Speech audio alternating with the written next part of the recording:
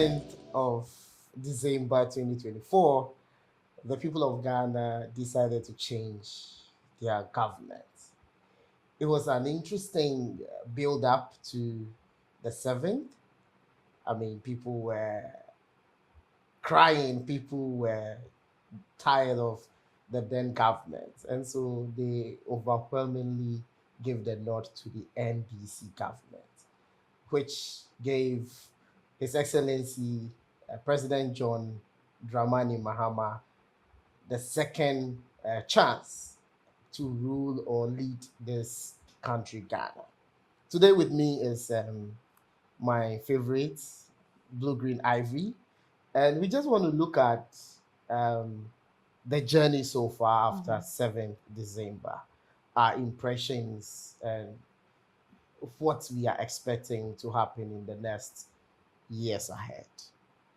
Ivy. Yeah. I mean, I'm particularly excited about this change because I remember we had a conversation on one of our episodes where we spoke about how the economy was bad, how things were difficult for the youth of this country, exactly. and we admitted that even those of us who were working and it's not had, easy. Yeah.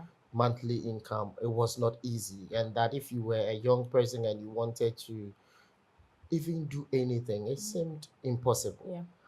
So yes, were you expecting the change though? Yes, I was. Okay. I was, and I wasn't surprised. Yes. I think the opposition party now I think they had a hunch it was going to happen. No, but they were. I think they were very confident at a point that they were still going to retain power. If you are a fighter and you're fighting, and you know you're going to lose, and you let it obvious you're going to lose, you lose earlier. That's true. So, of course, they're experienced in politics, so they had to put up that face of we are winners. Okay. To intimidate their opponents, for whom they knew very well were winning. It's a politics. Well, you need to be in the game to understand that. I agree. That's an interesting point. Yeah, you don't have to say, we know. They knew, but they had to be strong. Fight till the last blood drops. Well, that's what they did. That makes sense. So we'll give it up to them. Yeah.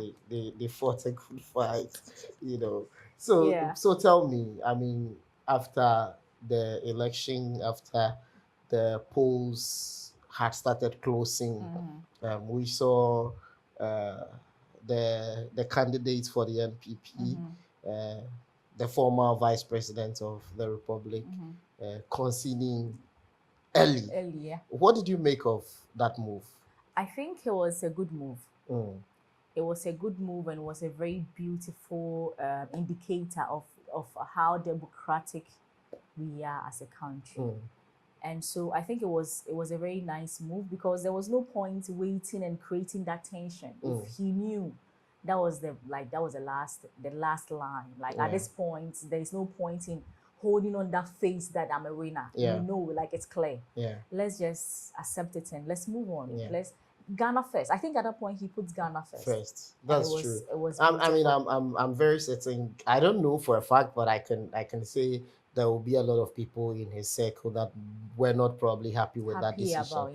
But I was happy he took that responsibility and quickly, conceded and called to congratulate. It's also a good sign for him as a person, because then people now say, like, oh, okay, so he's going to be a gentle person after all. He's going to be peaceful. I think people, I'm not 100% sure, but I'm very sure that if people had perception about him that he's going to be ABC, that act would have corrected some perceptions. People now feel, oh, he could have been a good president if he was given the nod. People think that. Let's see how the future goes on that. Yeah. But I mean, fast forward. Let's go into the swearing in. The day of the swearing in. I mean, I think one interesting thing that happened was we saw a lot of heads of state from different countries coming over. coming to the ceremony, and then we have the president from Burkina Faso. It's like he stole the moment. Like he stole the moment. Yes, I mean, people loved him. Yeah, people loved him. Yeah. And have you seen the recent thing he's done in his country? Yes. That's beautiful. That man, I have a friend who says that when you follow the things he's doing, then you wonder if, no disrespect to other heads of states, heads, but it makes it look like the other heads of states are like assemblymen. I mean, no disrespect, but I have a friend who says that, and it's because he's trying to be very proactive, pragmatic, and do things more from an African perspective. You get it? Yes, but there was an interesting thing. I mean, there was a lot of news about he having his gun on and going to exchange pleasantries with the president, and the fact that it was a threat and it wasn't. I mean, what do you? But before you come in, for me, I think that we had a whole security apparatus. And our security apparatus have their guns on. Unless you say that security men did not have their ammunitions on them. And I mean, the president of Burkina Faso is a military president. I mean, so it is normal for him to have his gun with him. So I did not think it is so much of a threat. And if it were, I mean, then what would have been happening with our security apparatus? They would have probably analyzed, have conversations, and they knew that it was okay for him to carry it. Yeah, on that last note, I think I'm not so conversant with the security protocols that someone has to go through to exchange pleasantries with the government, with the president. But with the assumption that I believe that our security protocols were well tightened, and they did all the necessary checks of whoever was supposed to walk up there and greet the president. And they, of course, if everyone saw it, means the security men also saw they had seen it, they knew. So if he was allowed, then maybe it was right. Yes. But I think people also, I had a conversation with a group of colleagues who were also saying that we just allow things to happen and we put our president in danger. When he visited another country, developed country, he wasn't allowed to carry his gun with him. So people were arguing from that point that you cannot do it somewhere else. Why do we do it ourselves? Because the president is a very big figure. Of course, he's also a president. Of course. But they were like, someone could have put a gun and used it and all those kind of things. I mean, it didn't happen. So yes, but again, maybe moving on. If our security allowed it, and I assume it was, they know what they were doing. So we'll leave it at that. Yes. Then after that ceremony, the president went on to start with his appointment. For me, his speed. I mean, one could tell that this was a man who was not experimenting. He knew what he was doing. Of course. He was ready to perform. He knew that there was a lot of expectations and he cannot give excuses. And so he went straight into putting out his appointments. Now let's look at the appointments in general. What were your impressions in terms of gender balance, in terms of regional balance, the number? I mean, the number was a critical thing. He had mentioned that he would reduce the number to 60. And then he actually changed some of the ministries, the names, and then he combined some and all that. What do you make of all this? Picking up from the ministries point, when I saw the list of ministries, there were some that I felt could still be further merged. I think they have Ministry of Highways and they have Ministry of Transport or something, and I was wondering why they were. So maybe my limited knowledge in those two fields make me think they could be merged, but maybe based on their knowledge, they think it could go separate ways.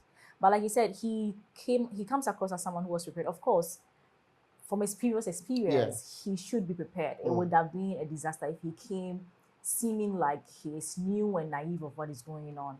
In terms of representation, I think gender balance and all that, I think there hasn't been any bias.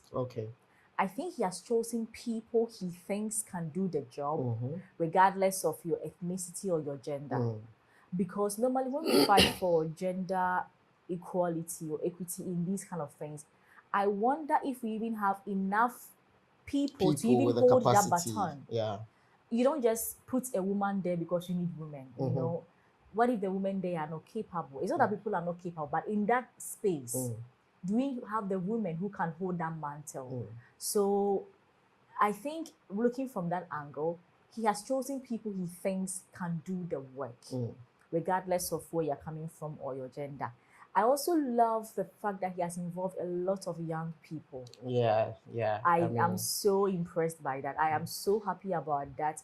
And I pray that these young ones will not disappoint. Yes, yes. I mean, that is a key thing that we have to remind the young people that have gotten the opportunities. Yeah. I mean, some are 28, some are Yeah. 30, some are Yeah. 31, Yeah. some are 35, you Yeah. know. Yeah. And this is an opportunity for us to show that, I mean, hitherto a perception that the youth's head are like coconut and there was nothing inside.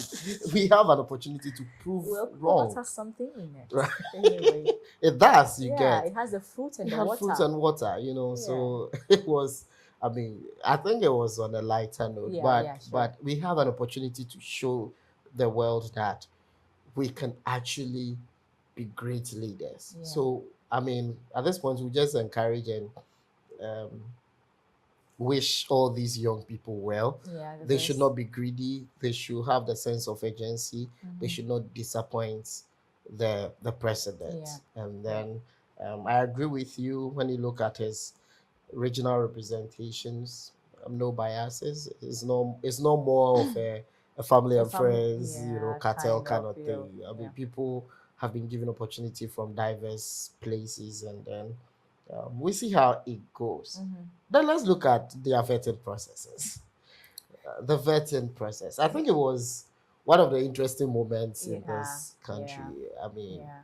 where the opposition party, MPP, you know, had been a strong force at the appointment committee, moving on to the chaos that we witnessed, Yeah. and then the subsequent suspension of The ministers. the MPs, sorry. yes, and then eventually I think they showed a sign of good faith, and the speaker had to bring them back.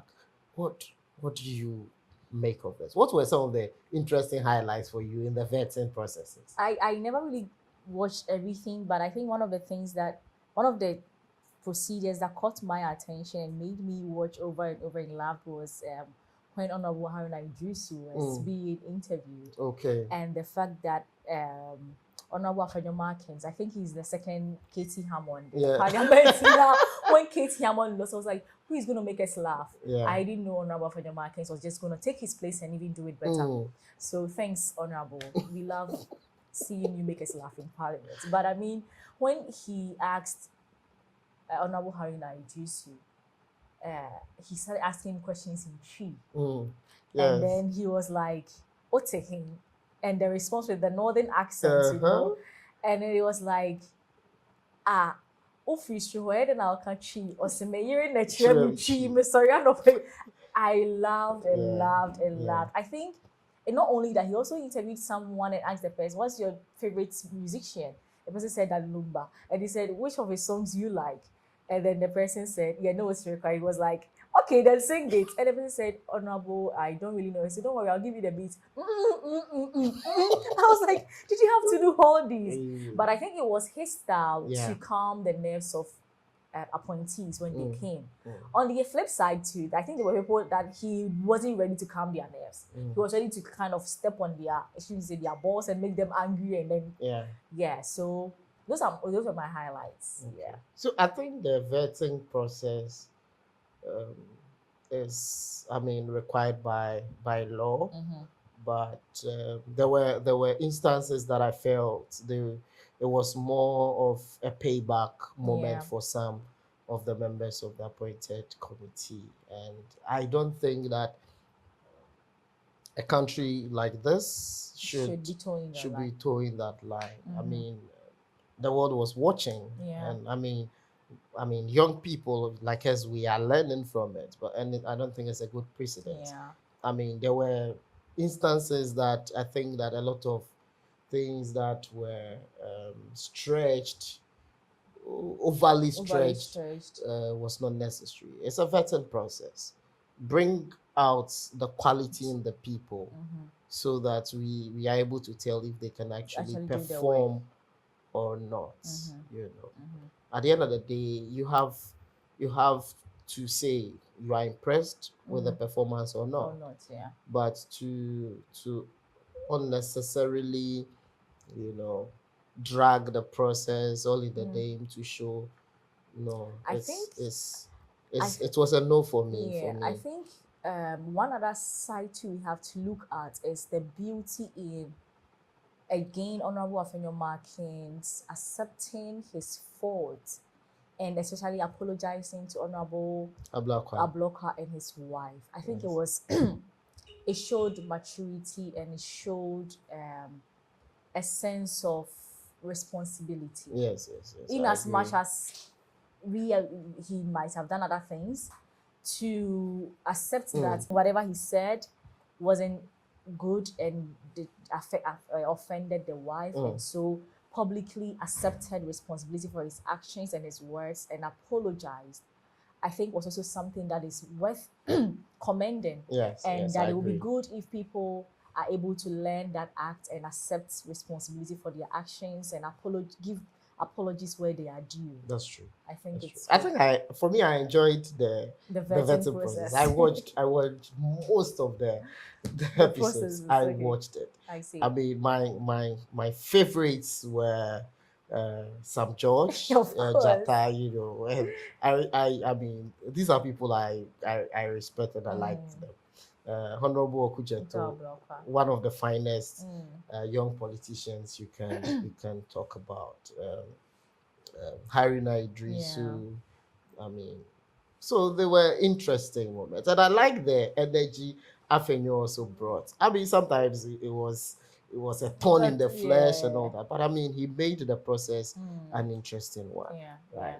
So, but the chaos, you know, that was disappointing. That was unfortunate, and you see, it's unfortunate more so because that isn't the first time Parliament has exhibited such a character. It's like it seems it's a hidden character somewhere that is triggered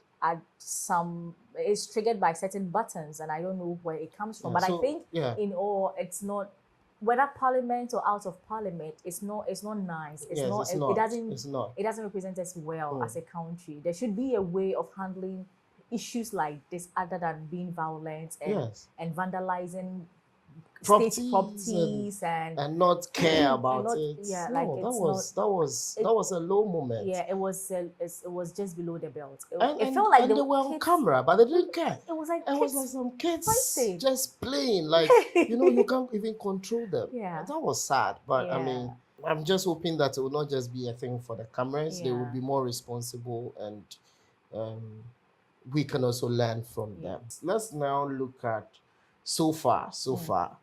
You know, most of the ministers have resumed. Some major activities have kicked off. Do you think Ghanaians were right to have given the nod? Are you excited where we are heading? I think it's very early. How many months since they took office? I know, right? It's just like some weeks, and it's too early to judge. However, I think we are on a path that looks promising in terms of education, the educational reforms that government is looking up to bring. In terms of communications, I've seen some radio stations being closed down, advocacy for registration of SIM cards, which has had its own back and forth because people feel it could be done in another way, not necessarily re-registering, but that is also something they might look into some time to come. But I think one thing that has come up that I am not happy, where I work, we are not happy, I think so. It's the fishery sector, where the president has decided to put on hold the close season. I think it is an unfortunate situation because we know the problem. but unfortunately the solution has been politicized. Yeah. And it comes across more like honoring a political promise Promise. than doing something that would help the entire nation. That is, I think, so far what has happened that I am not so happy about. And by extension, the brains behind that policy, I think, are also not so happy about. Okay. Well, I mean, I know the president, Mahama, is a listening president. Okay. Is somebody who will listen to you when you have the right cause. So maybe your people should put in a formal, Maybe for the benefit of our listeners and viewers, maybe I should give a little background to the close season because some people don't even know what it what is it about. is. Yeah, sure. So the sea is vast. Every country that is by the coast has access to the sea, but and we get fish from the sea. But for some time now, the fishes have been declining. Fishermen go to sea and they don't get fish, and so they have been complaining over years. And the reason is because in Ghana we practice what we call open access system, where there is no regulations. You can just get up. If you can afford a canoe, you just go and fish, and that has contributed to the decline. So as part of measures to bring back the fish stocks, scientists did research and realized that the spawning period of the fish is like July, August. And so around that time, if we allow the fishes to rest, then they could reproduce, and then the fishermen can go in. So with time, the more we do that, the earlier the stocks can be restocked, like the fishes can be restocked. Good. So according to scientific advice, it's supposed to be between June, July, August is around the time the sea must be closed.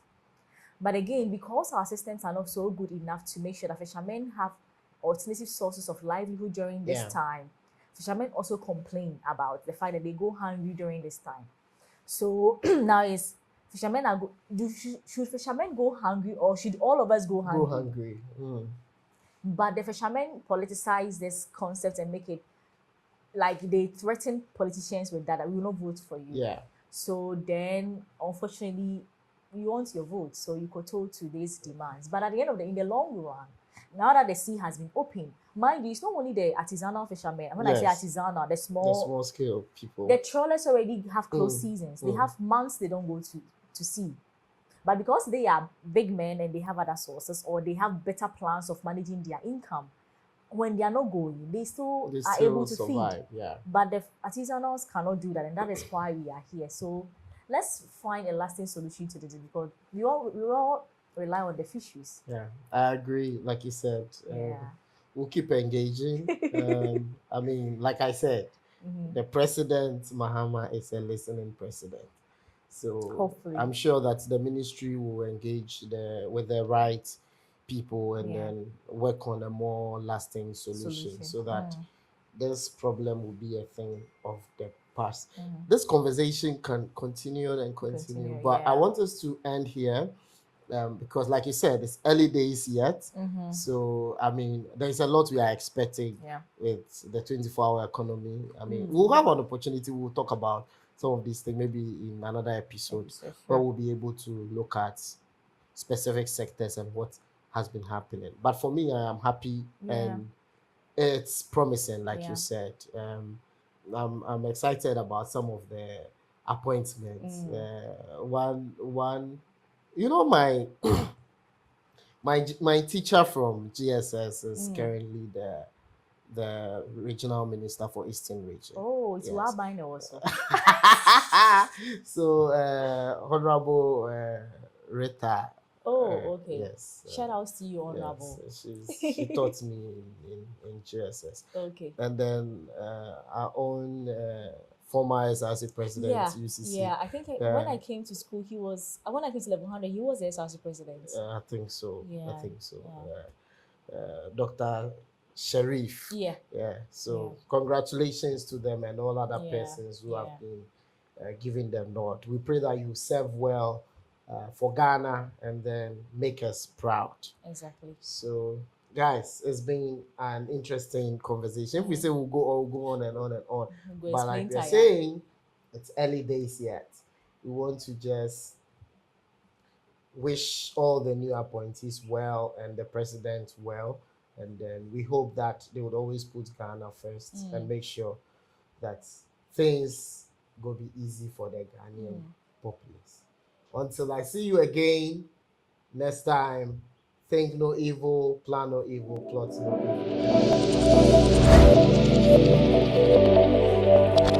evil.